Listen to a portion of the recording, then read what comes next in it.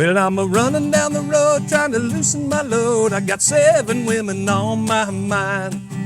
4 that wanna own me, 2 that wanna snow me. 1 says she's a friend of mine. Take it easy, take it easy. Don't let the sound of your own wheels drive you crazy. We may lose and we may win, but we will never be here again. So lighten up, I'm climbing in to take it easy. That's what I'm talking about. Man. No, I ain't playing with them. No, I ain't playing with them. I ain't playing with them. No, I ain't playing with them. All of my jeans got bands in them. I knock them out of my hands in them. No, I ain't playing with them. No, I ain't playing with them. Yeah. These niggas know I ain't playing with them. No, I ain't playing. Welcome to No Cap Sports Talk. We got Mr. Jed Stugart, head coach at Lindenwood University. And as you see, my man can play the hell out of the guitar. How you doing, Jed? Well, man, it's fun to be on with you, Mari, and I know we've known each other a long time, and this is awesome what you guys are doing. It's just great to be on with you guys. So we're doing good. Just Appreciate it, man. So, Jed, tell me a little. Well, we already got a surprise about you playing the guitar. That's a nice surprise. you got me talked into that one. That's fun. I always love to do that. It's kind of fun. We appreciate it. Yeah. So, tell me something about you guys, about yourself, where you from, and when did you start? Like, let's talk about your playing career first in sports. Did you play football? I did. Yeah, okay. and I kind of grew up Greeley, Colorado, so north of Denver, and kind of grew up in God's country, I always say. John Denver fan? John Denver fan. That's what we could have played. It's Yeah. Rocky Mountain High a little There we bit. go. But, played football, played basketball, played baseball really up until probably my sophomore year, but I couldn't hit the ball. I was a catcher. A catcher that can't hit the baseball. They told me to go focus on football. So, so I played, so really my primary sports was basketball and football. My dad was a basketball coach. Okay. And my brother was a very good basketball player, and I was more of a bull in the china cabinet in basketball. So you're power forward, fouling out of games, and thought, well, I'm going to just move more toward football. And so you're out there wrecking people, huh? Wrecking people, yeah. So had a couple, ended up, how we kind of go and we leave, transfer. I ended up transferring out to Azusa Pacific University. Okay. My joke all the time, people is say, hey, first of all, have you ever heard of Jed Stugart? Say, nobody, no, I've never heard of you. How about Christian Okoye, the Nigerian Nightmare? It's like, yeah, okay, that's the school I went to. Okay, he played with you? Where Christian Okoye went. No, he was a little bit, I got to know Christian. Okay. He was a little bit older than I was, so I came in after him, but got a chance to get to know him as alums out there. And of course, when I coached, right when I got done playing, I coached a little bit there at Azusa. That's kind of where I got my first my first taste of coaching. Yeah, that's my next question. Yeah. So is that where you started your coaching and career? really had didn't grow up saying, hey, I want to be a football coach. To be honest with you, I kind of fell in love with music. I know a lot of people know this. They've kind of done their research or they've heard rumors, but yeah, I did. I finished school. I had a few classes to finish. Okay. My eligibility was up, and so while I was there, I coached 1 semester of football to help the program, just kind of to be there, and I loved it. But my true desire and heart was in country music, and that's when I moved out to Nashville and started the music career. And I was so good that I became a football coach. Right? So we got the similarities that answers together with that. just how that went. But no, it was a lot of things I learned. Was fortunate to have a lot of really good experiences in the music business. Had some close calls. You kind of meet the right people, and I still think some of the funnest times of my life, is traveling. I had a band. I was kind of pursuing a solo artist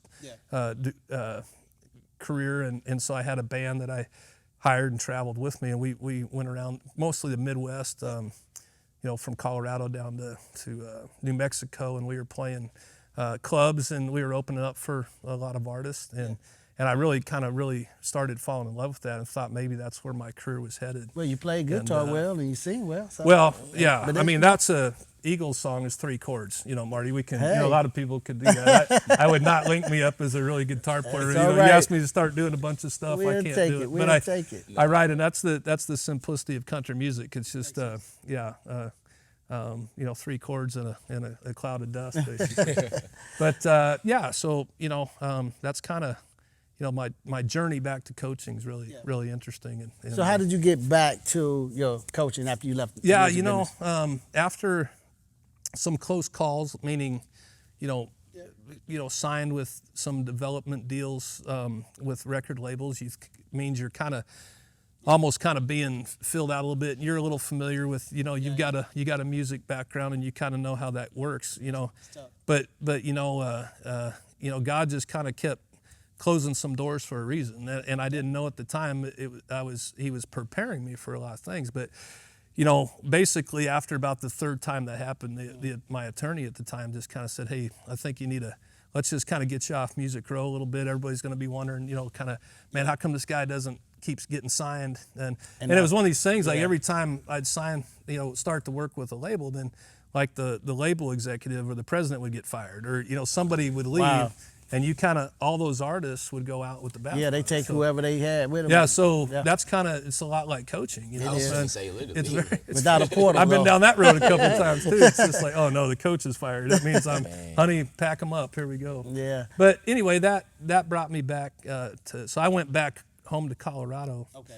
And just to kind of get out of that for a little bit, planning to go back the next fall. And while I was there, I helped a good friend of mine that was coaching a high school there, that just to kind of pass some time. So I coached football at a high school and kind of had fun doing that. Then I went back to Nashville, kind of picked that back up, and then I came back home again after that summer season of playing and doing clubs and all that and fairs and rodeos.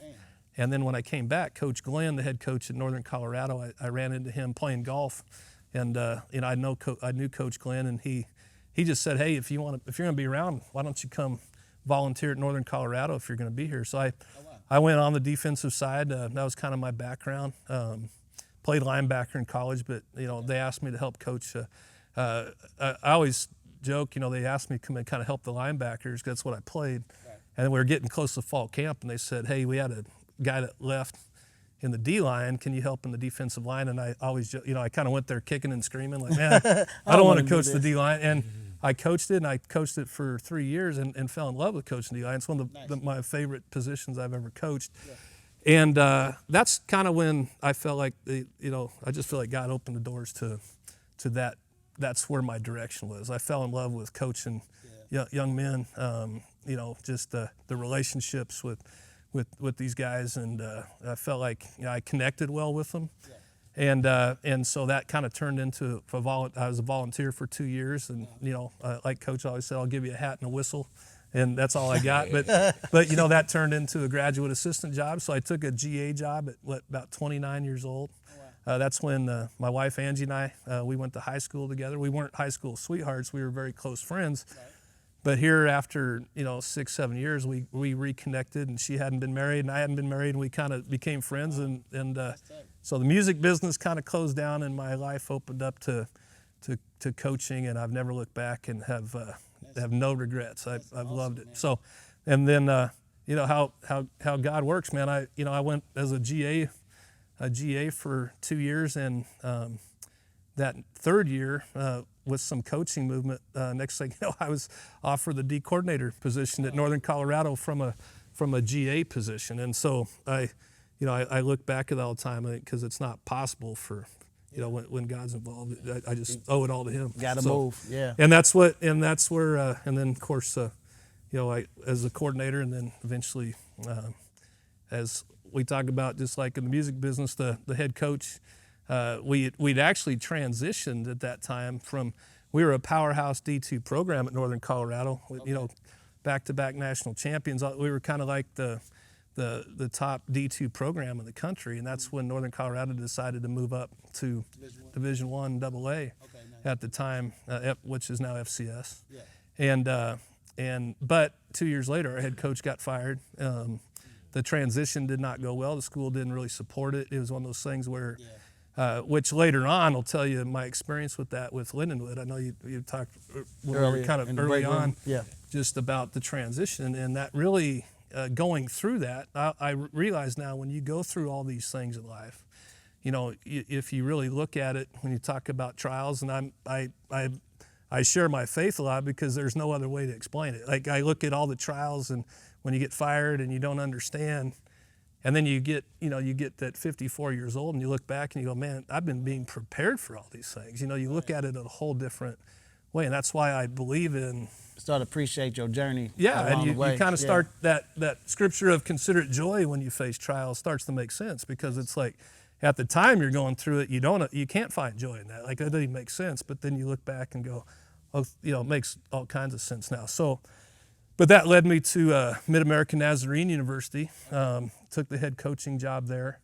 You know, I look back at that, it's kind of funny. I was so excited to be a head coach. Like, you know, I didn't even. Was that your first? That was my first head coaching job. Okay. And I look back now at what they were paying me, and I was just like, man, that was stupid. I mean, but I was so excited to be a head coach, you know, because people would go, that's all you're getting paid. You know, it's like, I wasn't it. I was just fired up to be a head coach, you know. But had to get involved. But man, I loved it. You know, it was one of those things where it's like, and then, you know, 3 years we were able to, and that's really where I got first exposed to Lindenwood, because we were in Lindenwood was NAI at the time. We were in the Heart of America conference together. And we played every year. And that conference was pretty tough back then. A very tough that was conference. A good conference. And, you know, and as Sean Nagel, who's now our academic coordinator, he's the D coordinator at Lindenwood when I was at Mid-America, and now he's our academic coordinator at Lindenwood. Nice. This part's for Sean. You know, we won 2 of those 3 years against Lindenwood at Mid-America, so I needed to remind that Sean. You know, because if he, so remember that, Sean. We were 2-1 against you in those 3 years at Mid-America, but. You know, that introduced me. I remember coming over here and just being blown away by Lindenwood, the facilities, even at that time, the location. And so not knowing at the time, you know, again, in my journey, ending up here. And then, so 3 years there, and then got a phone call from Coach Sanford at UNLV, and got an opportunity to go out and coach with him, coaching linebackers out there. And again, you know, just get moved out there. The athletic director, I remember when I was out there looking, took a trip out there before I accepted the position. I remember asking the athletic director, you know, hey, is Mike safe? Is he? Oh, I just gave him a 3-year extension. So I'm like, cool. And then that AD left, you know, and so he goes to Tulane. So guess what? New AD comes in. So we were in Vegas for 1 year. I call it my 1-year vacation. You're in Vegas for a year. We had a pool in the backyard. I mean, how does it get any better than that for a year? Right. But, and then from there, and that. This whole story could be a whole podcast, but you say, how did I get into the coach? So my journey to Lindenwood, then that there was a little bit of, you know, coming from UNLV, and there wasn't a whole lot. I was having a hard time really finding, you know, when you're, you know, we won 5 games. It was my first year there. Mike had kept getting the program better, but they those in-state rivalries, you know, at that time. Reno, you know, was on fire. Man, Kaepernick was running. I think that guy, he might have scored a touchdown while we were sitting here talking. I mean, that guy scored. That guy scored every time. You know, when that was our in-state rival, and you know, for 3 years, UNLV still hadn't beat them, and I think that was kind of the icing on the cake. Is kind of like, you know, those when the donors and everybody get involved. Yeah, but, makes you know, sense. Mike really progressed that program a lot, but it wasn't enough. So we were there for 1 year, and then, but when you're coming out of that type of a year, you're not necessarily a hot commodity. But you know, all of us coaches, you know, you're kind of like I got to go find something. And it took a little bit, but you know, again, it probably sounds cliche all the time, but you know, I had no choice but to say, you know, say, hey God, this is in your hands now, and so. Lo and behold, I ended up at Central Missouri with Jim Sabota. We had been friends for a long time. We coached against each other when I was at Northern Colorado. He was at Northwest Missouri, and we faced each other in the playoffs all the time. And that's how our staffs really got to know each other, with Coach Churchma and Coach Sabota and Coach Bostwick at the time. And so Jim hired me as his D coordinator. And I was there probably 3 weeks when I got a phone call from the AD at University of Sioux Falls, and Coach DeBoer, Kalen, who's now at Alabama. You know, Kalen had just resigned to take the OC job at Southern Illinois. Oh, wow. And because of my time at Mid-America, Kaylin and I kind of got to know each other as head coaches. I remember we were at the Coach of the Year dinner together where we sat together and got to know each other at the convention. Okay. And so I owe a lot to Kaylin because he kind of recommended my name to the administration there. And so nice.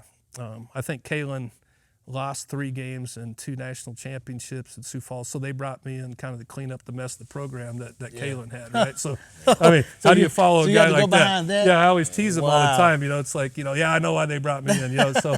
But, man, what a great guy to follow. Yeah. We've become great friends through the years. And so that's where I ended up at Sioux Falls. And then. How was that transition? How was that time at Sioux Falls following that guy? Well, it was awesome. I think, number one, a lot of lessons. I think a lot of young coaches might, if there's something that they're coming into that situation, I think the smartest thing I did, number one, I really believe in keeping wise counsel around you, like around me. I've got great mentors, and I think one of the things was, I think sometimes coaches come into situations where they're following somebody like Kaylin.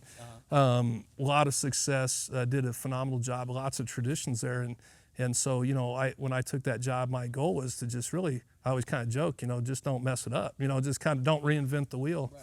So I retained a couple coaches on his staff and Coach Grubb, who's now the offensive coordinator for the Seattle Seahawks. But, he was with Coach DeBoer at Washington and stuff, and so it was going to go with him to Alabama when DeBoer took the job, but then the Seahawks offered him. So Grubb, great story. He was my OC for 4 years. So we kind of kept that tradition, let our kids know that, hey, I might be the new guy, but it's not about me. It's about this program, and we kind of showed our kids that we're here. Standard set. There's nothing. We're going to continue this. But the big challenge was we were moving up to Division II. So we just had 1 year of NEIA to finish, and then we were moving.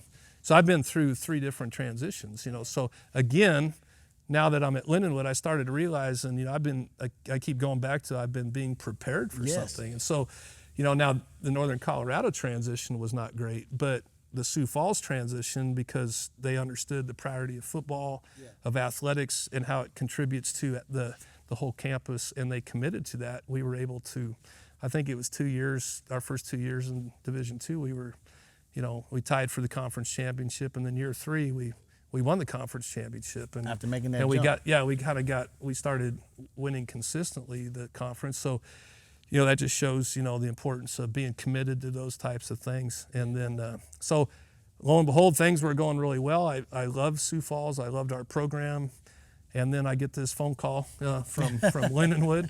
I actually got a phone call from Lindenwood and from Missouri Western, all within 2 days, talking to me about the job, the head coaching job. So I had to make a decision between those 2 programs. But everything just kept coming. We were talking back in the break room. My time at Mid-America coming here to Lindenwood and seeing the talent that was here in St. Louis. Like, I thought, another great program at Missouri Western would be a great job, but I just felt like the way God kind of put all the pieces together and answered all of our questions, it just, everything pointed to Lindenwood. And that piece came over my wife and I, Angie and I, and we made the decision to come here. Now, a lot of people were kind of thinking we were crazy. They were, the program was, they were right. And it was a tough transition too. You're moving up to D2, and it'd been a very good historic program in NEIA, but a lot of people didn't understand. I didn't really understand. We were Division II there, Lindenwood's Division II. And we were reigning conference champs. Why would we come to, they've won 3 games the last couple of years. Why would you do that? And sometimes I was like, I don't know. I feel like the Lord's pointing us there. And so, but all 8 of us coaches, on my entire staff, we picked up and we all moved here together. So it was a great opportunity. Yeah, that's some faith right there. There's a lot. The family atmosphere we have on our coaching staff is outstanding, and I was humbled. Because, they were trusting me. None of them got to come look at the place. It was more phone calls like, hey, guys, I think Lindenwood's the one, and trust me, you're going to love it. And they all got in their cars and headed here and we started recruiting. You know, man, so that's kind of blind faith. Yeah, I even got a song that I sing that's called Blind Faith. man, that's awesome, man. But yeah, it was. It's been, just been an amazing journey. So now Lindenwood was D2. Now the transition to Division I. How has that been for you guys so far? Well, you know, I think right at the start, just being honest, and I know our president and our athletic director both have heard me say this. You know, when that announcement was made, it's not like I just started doing cartwheels and say, hey, I'm all in, because I'd been through one of those before, and I went through one that wasn't good. And so, you know, although it was exciting to say, because I've always believed when you look at Lindenwood's facilities, you look at our location, I always believed that FCS Division I made sense to have a Division I program in St. Louis. Yes. The question was, is the school going to commit to that? You know, I've always, you know, I've never thought of myself, and our coaches feel the same way about themselves. You know, there's not just that great of a coach that draws better plays than the other team. Definitely. You know, you've heard the coach's slogan, it's not the X's and O's, it's the Jimmies and Joes, right? And so if the administration wasn't committed to that move, meaning scholarships, meaning budgets, meaning the things needed to be successful, I had to really decide, like, is this really smart for our staff, for our families? Because if there's no commitment there, it's not going to be successful. Right. So, you know, what I was real pleased with Dr. Porter, our president, Brad Wackler, our AD at the time, who was the AD at the time going through this, I thought did a good job of leading and recognizing the things that needed to be done. And once I saw that they were committed to the scholarships, committed to the things to be successful, then I felt like, you know, hey, this can be a really good thing. Because the change from D2 to D1, you're going to get a change in athletes as well. So absolutely, that's the commitment. You're going to need that to get those Well, guys. I think the confidence I had was we were, because of our location, and I think because of our facilities, but also because of our staff and our culture, we were winning some battles against FCS programs. I know that, SEMO down the road, Eastern Illinois, you had Southern Illinois, you had a lot of FCS programs around where we were making it kind of tough on some of those kids. Were like, well, I could, but we always knew that, at the end of the day, to have those kids want an opportunity to play D1 football. And that's why I knew, like, man, if we're making it tough on kids between D2 and D1, if there's a D1 box to check, I mean, it's our fault if kids slip out of the city, So, I really give a lot of credit. Coach Baldwin really was kind of our coach that really kind of, the pride, you could see the love he had for this city, and we kind of coined that. He kind of, I think it was him that coined that phrase, loyal to the Lou. Loyal to the Lou. And I give that credit to Brian. Shout out to Coach Baldwin. Absolutely, and he's my man. I called to fire him, and I called to fire him because I didn't think I could retain any of the former coaches. And we talked he might have told you this story. I think I was in the car with him that day. Yeah. I honestly think we was on the car going to eat, and he was like, it ended up being good. Mm-hmm. I was like, man, that's what's up. I mean, I had a call. It's a tough call. You got your whole staff coming, and you got to go one by one and tell these coaches that you've never met that I'm not going to be able to retain you. And I've said, I've been there myself at UNLV, and where the coach called and said I'm not going to. So but it's still not fun to do. But when I got to Coach Baldwin, it was. It started off with, hey man, and he said, no, I understand, and he started talking to me about all of his players, and nothing against the other coaches I talked to, but there's something about BB that you could tell he fit in with who we were, because how my philosophy is about being a relational coach, a transformational coach. Yes. And when BB knew all about his players, he was telling me what this kid needed, what that kid needed. I only had one spot open. It was a running back. I had to hire a running back coach, and he was a DB coach, but I think after an hour and a half, I said, hey, I'm going to call you back. And so that's what I called Coach of Work. I said, we got to keep this guy. I'm going to call and see if he's interested in running backs. That's my only job. And that's my guy, man. Yeah, and Good I job, promised man. him if the moment we get a DB job open, I'll move you back. And so he always jokes that he chained himself to the desk, and wouldn't leave. And so I'll go with that a little bit. That's awesome, man. But anyway, what the heck was we got off on that deal? Oh, the loyal to the Lou thing, and because we we just felt like, we have to, actions speak louder than words if you're going to talk about you. So we do our best. I know we probably, and some people might feel like we don't do a well enough job, but we try our best to really look in our backyard first, look in our city. Yeah, and and the reality is, as a head coach, and you might be at a restaurant, you might be somewhere, somebody might want to come up and recommend a kid, or hey, how come you didn't? I noticed this kid slipped away. Sometimes kids want to get out of town. Exactly. They don't want to be by their mom and pops all the time. And that can also be a hurdle to get kids to stay home. Sometimes kids want to get away. But we're finding out not very often now that we're Division I. I think kids see I think that's enabled us to get different looking dudes in our building. That's just the reality. Now, speaking on that, with you guys making that transfer from D1 to D2, like I mentioned earlier, well, I didn't even mention this. What are you guys specifically looking for as far as recruiting now? What's the biggest difference as far as well, especially for the St. Louis guys that might be watching, interested in your program and being coached by you and your guys? Yeah, so our culture, I think the criteria. Yeah, I think our criteria for who we're looking for hasn't changed a whole lot. We're still gonna, I always say we got to be disciplined enough to say no. Sometimes you might turn on a film and a kid's just tearing it up, but if that head coach or if there's something that that has anything to do with not being motivated, maybe character issues, things like that, he might be a great player, but we're still gonna protect the culture of our team, and so that's always a priority. So that part doesn't change.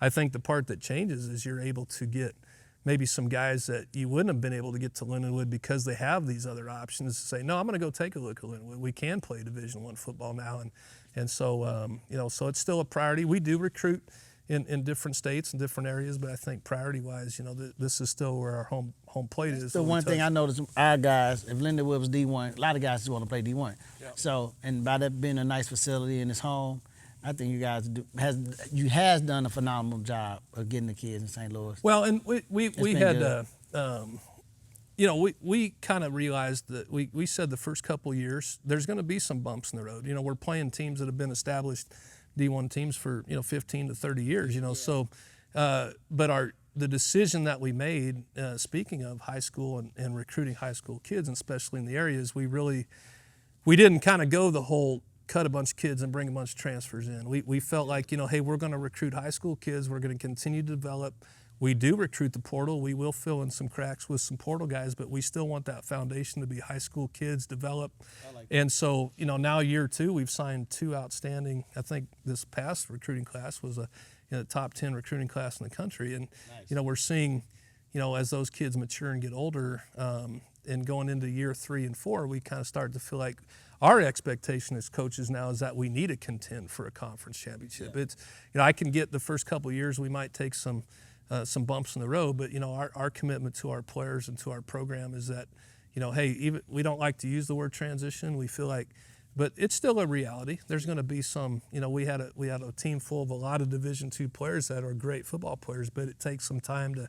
It's like turning that boat kind of in the Mississippi River. It takes a little bit of time to turn it.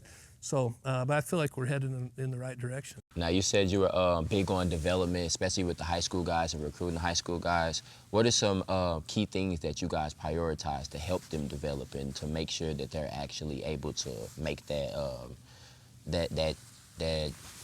jump? Yeah, that jump. You know what I'm saying? Because it is a jump. Well, you like Coach, him being a high school coach, we spend so much time talking to high school coaches because, and we trust. I think that's the importance of relationships with a lot of our coaches in these high schools because, we know how they know their players, and they're, when you have that kind of trust where they know that they're not hit their ceiling, like there's so much development yet to come, and you hear that term a lot, man, they got a high ceiling, or they're and again, I think dealing to leadership, I always say that they don't have to be straight A students, but do they care about the classroom?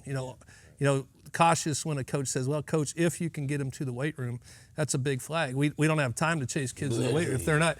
A lot of these high school kids, as you're seeing their habits in high school, and a lot of times it's not going to change when they get to college. So, but once kids get there, I think there is maturity that happens, but usually those core habits are kind of in there, and we kind of know that, okay, they've got good habits and it's only going to get better with maturity and things like that. And as a coach from high school, I won't send you a guy that I don't think is all in for that situation. Right. We want to Yeah. send you guys, 'cause we don't want that coming back on us like the next time we send you a guy, Yeah. well, we don't trust what he's saying as a coach. It's you know what very I mean? similar to like with us when we have NFL scouts come through, and we do the same thing. You've got, if you waste the scouts' time, it's like the next time you have a guy, they're going to be like, well, the last time we went there, character, can they play? It's kind of it's all equivalent. It's all kind of relative. That's good because you don't want to, like you said, relationships. You don't want to burn that relationship up. Right. I want to be able to have you back and appreciate you coming on the show too as Yeah, this well, is man. awesome. Yeah. Because I want to get to know Love and the appreciate real Jed. Well, it's fun because we've known each other for a bit, Marty, and We it's, have. but appreciate you guys what you're doing, like exposure to our city, thanks to Pierre and what he's doing. Yeah. We're a proud alum of ours, of Pierre Desir. So proud of him and what this facility and this is awesome. Appreciate it, man. I hope we can have you back Definitely. Well, anytime man, during the and, season. 'Cause we got.